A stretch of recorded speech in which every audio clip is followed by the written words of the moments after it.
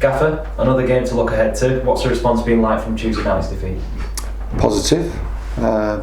You've got to learn from your experiences. We've got to recover as well. So the first process is, recovering, and then being brave enough to go again, and that's what we expect, and that's what we're preparing to do against Portsmouth. And how's training been in the last couple of days? A lot of rest and recovery, and just trying to put smiles on the faces of the players, reassure them that it's still a positive situation that we find ourselves in, a positive environment that we're trying to create, and we're going into the weekend's fixture with positivity. Portsmouth, of course, a club with high expectations. What are you expecting from them coming here this weekend? It's a great game for us, good opposition, great challenge, a challenge to learn, a challenge to assess and evaluate ourselves. We try and progress, we try and make ourselves better, and then we'll obviously assess and evaluate after the game. But Portsmouth, similar club to ourselves, found out themselves in a difficult situation and now rising. So it's a difficult challenge. Kenny Jackett's doing a good job. So we're looking forward to it. We're at home, looking forward to representing our supporters. But again, it's part of the journey.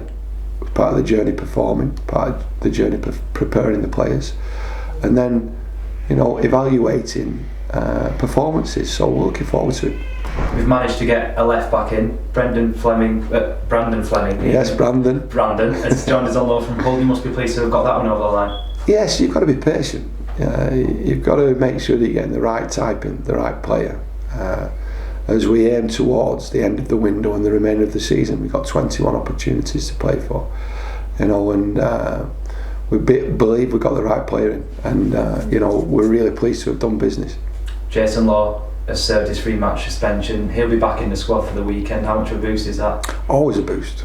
Always a boost when you're adding players of quality to your squad to make themselves available. He's served his suspension, so he's made himself available. So I'm really pleased about that. Do you feel like we've been missing a Jason Law type player in the middle of the park in the last couple of weeks? Has he been missed? Of course. Everybody misses quality. Whether it's from a footballing perspective or whether it's from a partnership perspective.